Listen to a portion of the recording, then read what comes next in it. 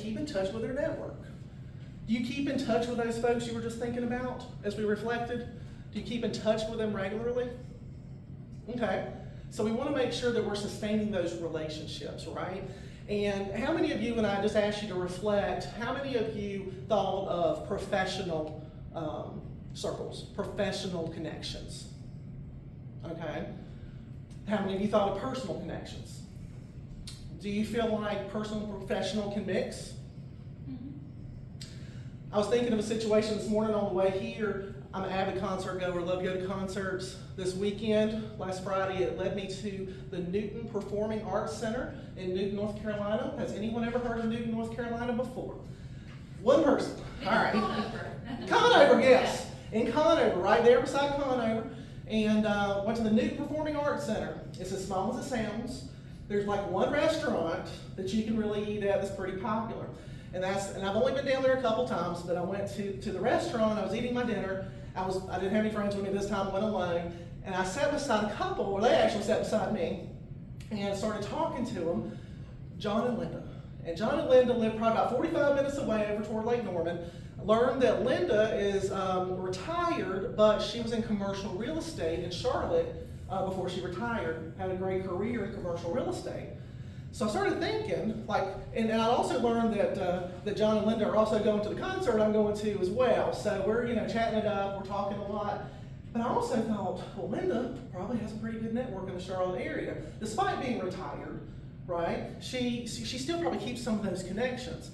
And so as me trying to grow my business, I have a couple of clients in that area, the Huntersville area, and want to get more into the Mecklenburg County area. I'm like, well, let me give Linda my card. Right? Because you never know what that personal connection. Here I'm there for a personal reason at this restaurant, going to this concert. I meet John and Linda, we start talking about what we do. Linda shares that she is retired, but she's telling me about her career.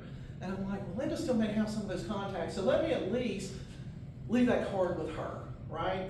And John and Linda, they sat behind me at the concert, they were waving at me, they were just so happy. So I made a great friend and I made a great connection. So that personal piece can definitely blend into that professional piece as well. So it's something to think about, whether you're in the grocery store shopping, you're in the doctor's office.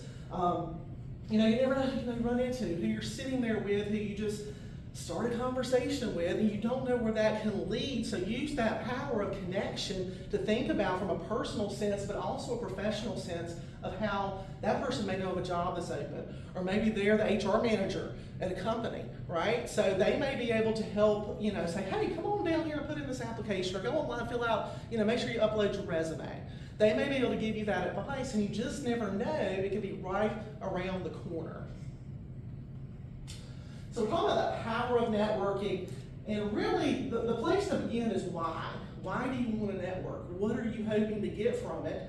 And again, we want networking to be more substantiated. We don't want to hang on to those transactional relationships, right? We want to make sure we're building that meaningful network, but you do have to know your why.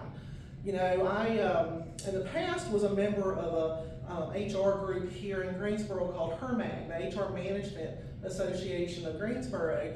And that's a place that really got me comfortable networking. They had monthly meetings, and I would go and I would talk to different people and learn about different things and just make those connections that I still have today. But why was I there? I was there intentionally trying to grow my network. I was there looking for opportunities that may come up, and I was trying to get professional development because they would have different programming every month, so I would be able to learn something new. I was able to get some credits for my certification. So it was really important. I had numerous things that I wanted to accomplish by going to HERMAG meetings every month, right? So what is your why?